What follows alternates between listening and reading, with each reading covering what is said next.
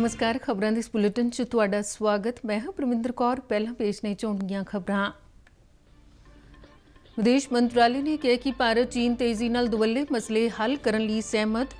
सरहदी खेतर नूं लै के दोहां देशां विचाले कूटनीतिक गलबात होई।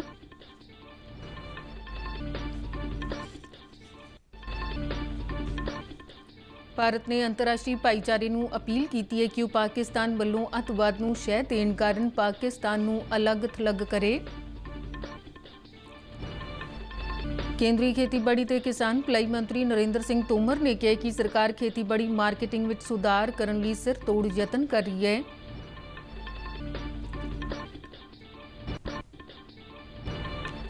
विदेशों च कोविड-19 कारण फसे 11,20,000 भारतीयों नूं हुण तक वंदे भारत मिशन तहत देश वापस लिआंदा जा चुका है।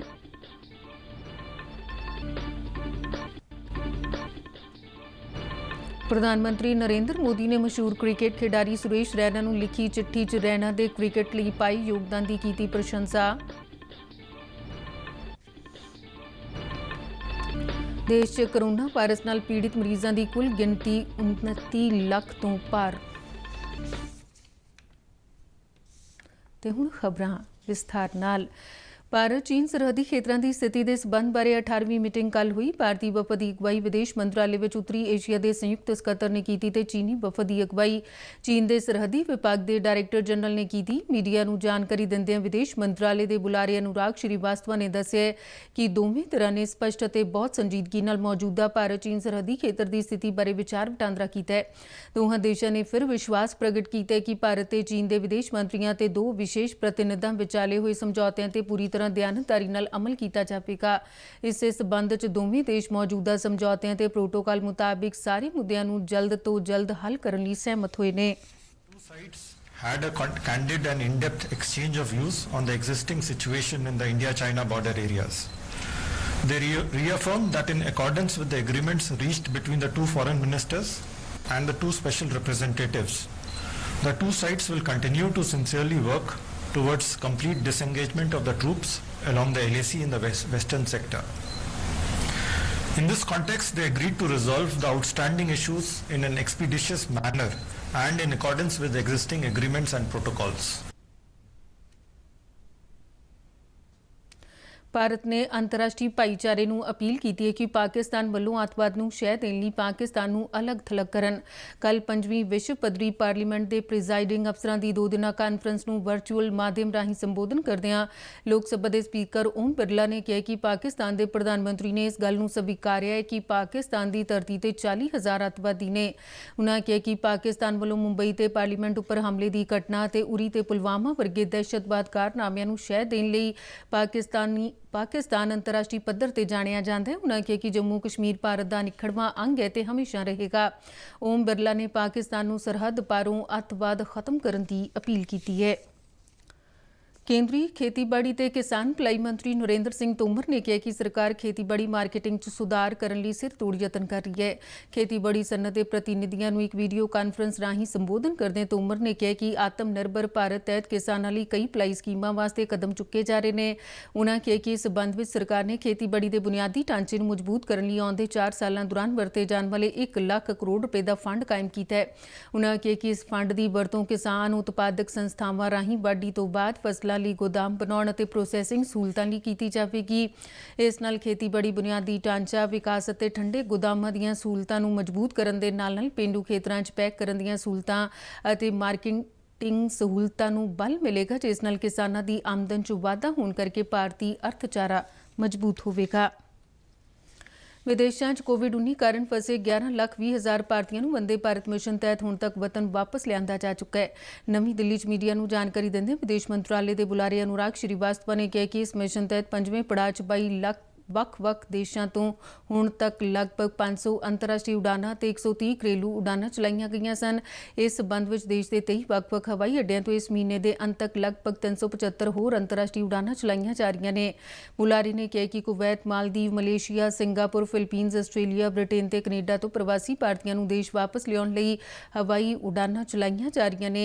अमरीका, Canada, Britain, France, Germany, UAE, Qatar ते मालदीव के नाल दुवੱਲੇ समझौते बहुत चंगे ढंग नाल चल रहे हैं। ਪ੍ਰਧਾਨ ਮੰਤਰੀ ਨਰਿੰਦਰ ਮੋਦੀ ਨੇ ਮਸ਼ਹੂਰ ਕ੍ਰਿਕਟ ਖਿਡਾਰੀ ਸੁਰੇਸ਼ ਰੈਨਾ ਵੱਲੋਂ ਅੰਤਰਰਾਸ਼ਟਰੀ ਕ੍ਰਿਕਟ ਤੋਂ ਸੰਨਿਆਸ ਲੈਣ ਤੋਂ ਬਾਅਦ ਇੱਕ ਚਿੱਠੀ ਲਿਖੀ ਹੈ, ਜਿਸ 'ਚ ਪ੍ਰਧਾਨ ਮੰਤਰੀ ਨੇ ਸੁਰੇਸ਼ ਰੈਨਾ ਵੱਲੋਂ ਖੇਡੀਆਂ ਅਹਿਮ ਕ੍ਰਿਕਟ ਪਾਰੀਆਂ ਨੂੰ ਯਾਦ ਕੀਤਾ। ਪ੍ਰਧਾਨ ਮੰਤਰੀ ਨੇ ਕਿਹਾ ਕਿ ਸੁਰੇਸ਼ ਰੈਨਾ ਦੀ ਸਫਲਤਾ ਨੌਜਵਾਨਾਂ ਨੂੰ ਪ੍ਰੇਰਿਤ ਕਰੇਗੀ। ਉਨ੍ਹਾਂ ਕਿਹਾ ਕਿ ਸੁਰੇਸ਼ ਰੈਨਾ ਲਈ ਰਿਟਾਇਰਮੈਂਟ ਦਾ ਸ਼ਬਦ ਨਹੀਂ ਵਰਤਣਾ ਚਾਹੁੰਦੇ ਕਿਉਂਕਿ ਉਹ ਅਜੇ ਵੀ ਜਵਾਨ ਤੇ ਊਰਜਾ ਭਰਪੂਰ ਨੇ। ਪ੍ਰਧਾਨ ਮੰਤਰੀ ਨੇ ਲਿਖੀ ਚਿੱਠੀ 'ਚ 2011 ਵਿਸ਼ਵ ਕੱਪ 'ਚ ਰੈਨਾ ਵੱਲੋਂ ਪਾਏ ਗਏ ਯੋਗਦਾਨ ਨੂੰ ਯਾਦ ਕੀਤਾ ਕਿ ਉਹ ਰੈਨਾ ਦੀ ਇਸ ਮੈਚ ਦੌਰਾਨ ਕਾਰਗੁਜ਼ਾਰੀ ਨੂੰ ਕਦੇ ਨਹੀਂ ਭੁੱਲ ਸਕਦੇ। ਪ੍ਰਧਾਨ ਮੰਤਰੀ ਨੇ ਕਿਹਾ ਕਿ ਇਸ ਪਾਰੀ 'ਚ ਅਹਿਮ ਯੋਗਦਾਨ ਸਦਕਾ ਹੀ ਭਾਰਤ ਵਿਸ਼ਵ ਜੇਤੂ ਬਣਿਆ ਸੀ। ਪ੍ਰਧਾਨ ਮੰਤਰੀ ਨੇ ਕਿਹਾ ਕਿ ਸੁਰੇਸ਼ ਰੈਨਾ ਦੇ ਪ੍ਰਸ਼ੰਸਕਾਂ ਨੂੰ ਉਨ੍ਹਾਂ ਦੀ ਕਵਰ ਡਰਾਈਵ ਦੀ ਹਮੇਸ਼ਾ ਕਮੀ ਖਲਦੀ ਰਹੇਗੀ। ਉਨ੍ਹਾਂ ਕਿਹਾ ਕਿ ਆਉਣ ਵਾਲੀਆਂ ਪੀੜ੍ਹੀਆਂ ਸੁਰੇਸ਼ ਰੈਨਾ ਨੂੰ ਨਾ ਕੇਵਲ ਬਿਹਤਰੀਨ ਬੱਲੇਬਾਜ਼ ਦੇ ਤੌਰ ਤੇ ਯਾਦ ਰੱਖਣਗੀਆਂ ਬਲਕਿ ਇੱਕ ਅਹਿਮ ਉਪਯੋਗੀ ਗੇਂਦਬਾਜ਼ ਦੇ ਤੌਰ ਤੇ ਵੀ ਯਾਦ ਕੀਤਾ ਜਾਵੇਗਾ।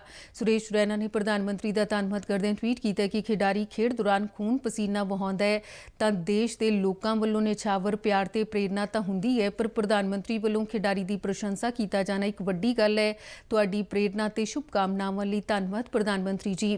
ਜ਼ਿਕਰਯੋਗ ਹੈ ਕਿ 15 ਅਗਸਤ ਨੂੰ ਮਹਿੰਦਰ ਸਿੰਘ ਧੋਨੀ ਵੱਲੋਂ ਅੰਤਰਰਾਸ਼ਟਰੀ ਕ੍ਰਿਕਟ ਤੋਂ ਸੰਨਿਆਸ ਲੈਣ ਤੋਂ ਬਾਅਦ ਸੁਰੇਸ਼ ਰੈਨਾ ਨੇ ਵੀ ਅੰਤਰਰਾਸ਼ਟਰੀ ਕ੍ਰਿਕਟ ਤੋਂ ਸੰਨਿਆਸ ਲੈਣ ਦਾ ਐਲਾਨ ਕੀਤਾ ਸੀ। ਇਸ ਤੋਂ ਪਹਿਲਾਂ ਪ੍ਰਧਾਨ ਮੰਤਰੀ ਨੇ ਸਾਬਕਾ ਕ੍ਰਿਕਟ ਕਪਤਾਨ ਮਹਿੰਦਰ ਸਿੰਘ ਧੋਨੀ ਦੀ ਵੀ ਇੱਕ ਜਜ਼ਬਾਤਾਂ ਭਰੀ ਚਿੱਠੀ 'ਚ ਪ੍ਰਸ਼ੰਸਾ ਕੀਤੀ ਸੀ। ਭਾਰਤ 'ਚ ਕੋਰੋਨਾ ਵਾਇਰਸ ਦੀ ਬਿਮਾਰੀ ਤੋਂ ਠੀਕ ਹੋਣ ਵਾਲਿਆਂ ਦਾ ਅੰਕੜਾ 21,58,946 ਹੋ ਗਿਆ ਤੇ ਕੋਰੋਨਾ ਨਾਲ ਹੋਣ ਵਾਲੀ ਮੌਤ ਦਰ ਵਿੱਚ ਲਗਾਤਾਰ ਕਮੀ ਦਰਜ ਕੀਤੀ ਜਾ ਰਹੀ ਹੈ ਤੇ ਹੁਣ ਇਹ ਦਰ 1.89% ਹੋ ਗਈ ਹੈ। ਕੇਂਦਰੀ ਸਿਹਤ ਮੰਤਰਾਲੇ ਮੁਤਾਬਿਕ ਬੀਤੇ ਦਿਨ ਭਾਰਤ ਵਿੱਚ 68,898 ਮਾਮਲੇ ਸਾਹਮਣੇ ਆਏ, ਜਿਸ ਨਾਲ ਕੁੱਲ ਮਰੀਜ਼ਾਂ ਦੀ ਗਿਣਤੀ 29,05,823 ਹੋ ਗਈ। ਕੋਰੋਨਾ ਤੋਂ ਠੀਕ ਹੋਣ ਦੀ ਦਰ ਵੱਧ ਕੇ 74.30% ਤੱਕ ਪਹੁੰਚ ਗਈ ਹੈ। ਇਸ ਸਮੇਂ ਦੇਸ਼ 'ਚ ਕੋਰੋਨਾ ਦੇ ਐਕਟਿਵ ਮਰੀਜ਼ਾਂ ਦੀ ਗਿਣਤੀ 6,92,028 ਹੈ। ਪੰਜਾਬ 'ਚ ਕੋਰੋਨਾ ਵਾਇਰਸ ਨਾਲ ਪੀੜਿਤ ਮਾਮਲਿਆਂ ਦੀ ਗਿਣਤੀ ਵੱਧ ਕੇ 37,824 ਹੋ ਗਈ ਹੈ। ਸੂਬੇ ਦੇ ਸਿਹਤ ਵਿਭਾਗ ਵੱਲੋਂ ਜਾਰੀ ਮੀਡੀਆ ਬੁਲੇਟਿਨ ਮੁਤਾਬਿਕ ਬੀਤੇ ਦਿਨੀ 1,741 ਨਵੇਂ ਪੋਜ਼ਿਟਿਵ ਕੇਸ ਸਾਹਮਣੇ ਆਏ ਨੇ। ਪੰਜਾਬ 'ਚ ਹੁਣ ਤੱਕ ਮਹਾਮਾਰੀ ਨਾਲ ਹੋਣ ਵਾਲੀਆਂ ਮੌਤਾਂ ਦੀ ਗਿਣਤੀ 957 ਹੋ ਗਈ ਹੈ। ਇਸ ਵੇਲੇ ਸੂਬੇ 'ਚ ਕੋਵਿਡ-19 ਦੇ 13,830 ਐਕਟਿਵ ਮਾਮਲੇ ਨੇ। ਹੁਣ ਤੱਕ ਕੁੱਲ 23,037 ਕੋਰੋਨਾ ਪੀੜਿਤ ਸਿਹਤਯਾਬ ਹੋ ਕੇ ਘਰੀਂ ਪਰਤੇ ਨੇ। ਸਭ ਤੋਂ ਵੱਧ ਕੋਰੋਨਾ ਪੀੜਿਤ ਮਰੀਜ਼ ਲੁਧਿਆਣਾ, ਜਲੰਧਰ, ਮੋਹਾਲੀ ਤੇ ਬਠਿੰਡਾ ਵਿੱਚ ਨੇ।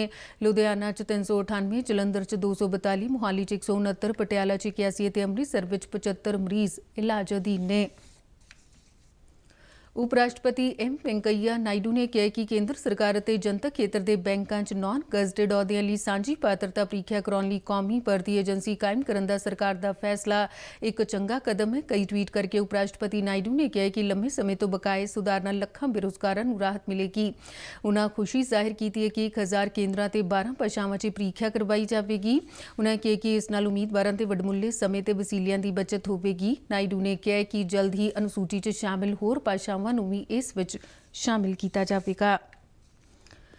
ਕੇਂਦਰ ਸਰਕਾਰ ਨੇ ਕਿਹਾ ਕਿ 1 ਲੱਖ ਕਰੋੜ ਰੁਪਏ ਤੋਂ ਵੱਧ ਹੱਦ ਦੇ ਕਰਜ਼ਿਆਂ ਲਈ 1 ਕਰੋੜ 22 ਲੱਖ ਕਿਸਾਨ ਕ੍ਰੈਡਿਟ ਕਾਰਡਾਂ ਨੂੰ ਮਨਜ਼ੂਰੀ ਦਿੱਤੀ ਗਈ ਹੈ। ਕੇਂਦਰੀ ਵਿੱਤ ਮੰਤਰਾਲੇ ਨੇ ਕਿਹਾ ਕਿ ਖੇਤੀ ਖੇਤਰ ਨੂੰ ਕੋਵਿਡ-19 ਦੇ ਸੰਕਟ ਵਿੱਚੋਂ ਬਾਹਰ ਕੱਢਣ ਦੀ ਕੋਸ਼ਿਸ਼ ਵਜੋਂ ਕਿਸਾਨਾਂ ਨੂੰ ਰਿਆਇਤੀ ਦਰਾਂ ਤੇ ਕਰਜ਼ਾ ਮੁਹੱਈਆ ਕਰਨ ਦੀ ਵਿਸ਼ੇਸ਼ ਮੁਹਿੰਮ ਚਲਾਈ ਜਾ ਰਹੀ ਹੈ।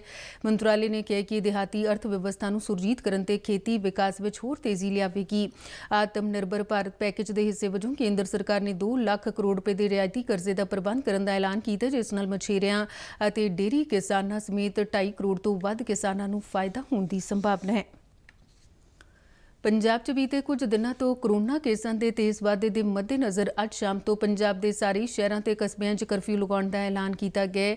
ਇਸ ਸਬੰਧ 'ਚ ਮੁੱਖ ਮੰਤਰੀ ਕੈਪਟਨ ਅਮਰਿੰਦਰ ਸਿੰਘ ਨੇ ਪ੍ਰਸ਼ਾਸਨ ਨੂੰ ਕੁਝ ਸਖਤ ਹਦਾਇਤਾਂ ਜਾਰੀ ਕੀਤੀਆਂ ਨੇ। ਪੰਜਾਬ ਦੇ ਸਾਰੇ ਹੀ 167 ਕਸਬਿਆਂ ਤੇ ਜ਼ਿਲ੍ਹਿਆਂ 'ਚ ਹੁਣ ਰੋਜ਼ ਸ਼ਾਮ 7 ਵਜੇ ਤੋਂ ਅਗਲੇ ਦਿਨ ਸਵੇਰੇ 5 ਵਜੇ ਤੱਕ ਕਰਫਿਊ ਲਾਗੂ ਰਹੇਗਾ।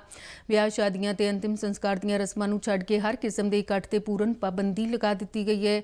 ਬੱਸਾਂ ਤੇ ਜਨਤਕ ਆਵਾਜਾਈ ਦੇ ਹੋਰ ਵਾਹਨਾਂ 'ਚ ਹੁਣ ਫਿਰ 50% ਸਵਾਰੀਆਂ ਹੀ ਬੈਠ ਸਕਣਗੀਆਂ ਤੇ ਚੌਪਹੀਆ ਵਾਹਨਾਂ 'ਚ 3 ਸਵਾਰੀਆਂ ਨੂੰ ਹੀ ਬੈਠਣ ਦੀ ਇਜਾਜ਼ਤ ਹੋਵੇਗੀ। ਇਹਨਾਂ 5 ਜ਼ਿਲ੍ਹਿਆਂ 'ਚ ਗੈਰ ਜ਼ਰੂਰੀ ਵਸਤਾਂ ਦੀਆਂ ਸਿਰਫ 50% ਦੁਕਾਨਾਂ ਵੀ ਰੋਜ਼ਾਨਾ ਖੁੱਲ੍ਹ ਸਕਣਗੀਆਂ। ਕੇਂਦਰ ਸਰਕਾਰ ਦੇ ਵਿੱਤ ਮੰਤਰਾਲੇ ਨੇ ਕਿਹਾ ਕਿ ਜਨਤਕ ਤੇ ਪ੍ਰਾਈਵੇਟ ਬੈਂਕਾਂ ਵੱਲੋਂ emergency credit line guarantee scheme ਤਹਿਤ 1,50,000 ਕਰੋੜ ਰੁਪਏ ਦੇ ਕਰਜ਼ਿਆਂ ਨੂੰ ਮਨਜ਼ੂਰੀ ਦਿੱਤੀ ਗਈ ਹੈ। ਮੰਤਰਾਲੇ ਨੇ ਦੱਸਿਆ ਕਿ ਬੈਂਕ 1 ਲੱਖ ਕਰੋੜ ਰੁਪਏ ਦੇ ਕਰਜ਼ਿਆਂ ਦਾ ਭੁਗਤਾਨ ਕਰ ਚੁੱਕੇ ਨੇ। ਕੋਵਿਡ-19 ਦੇ ਲਾਕਡਾਊਨ ਦੌਰਾਨ ਪੈਦਾ ਹੋਏ ਵਿੱਤੀ ਸੰਕਟ ਨਾਲ ਆਈਆਂ ਮੁਸ਼ਕਲਾਂ ਨੂੰ ਘੱਟ ਕਰਨ ਲਈ ਸਰਕਾਰ ਨੇ ਆਤਮ ਨਿਰਭਰ ਭਾਰਤ ਪੈਕੇਜ ਅਧੀਨ ਇਸ ਯੋਜਨਾ ਦਾ ਐਲਾਨ ਕੀਤਾ ਸੀ। ਇਸ ਯੋਜਨਾ ਤਹਿਤ ਜਨਤਕ ਖੇਤਰ ਦੇ ਬੈਂਕਾਂ ਦੇ 76,000 ਕਰੋੜ ਕਰਜ਼ਿਆਂ ਨੂੰ ਪ੍ਰਵਾਨਗੀ ਦਿੱਤੀ ਗਈ, ਜਿਸ ਵਿੱਚੋਂ 56,000 ਕਰੋੜ ਰੁਪਏ ਦਾ ਭੁਗਤਾਨ ਕੀਤਾ ਜਾ ਚੁੱਕਾ ਹੈ। ਮੰਤਰਾਲੇ ਨੇ ਕਿਹਾ ਕਿ ਪ੍ਰਾਈਵੇਟ ਖੇਤਰ ਦੇ ਬੈਂਕਾਂ ਨੂੰ 74,715 ਕਰੋੜ ਦੇ ਕਰਜ਼ਿਆਂ ਨੂੰ ਮਨਜ਼ੂਰੀ ਦਿੱਤੀ ਹੈ, ਜਿਸ ਵਿੱਚੋਂ 45 ਕਰੋੜ ਰੁਪਏ ਦੇ ਕਰਜ਼ੇ ਦਿੱਤੇ ਜਾ ਚੁੱਕੇ ਨੇ। ਤੇ ਇਸ ਦੇ ਨਾਲ ਹੀ ਖਬਰਾਂ ਦਾ ਇਹ ਬੁਲੇਟਿਨ ਖਤਮ ਹੈ। ਨਮਸਕਾਰ।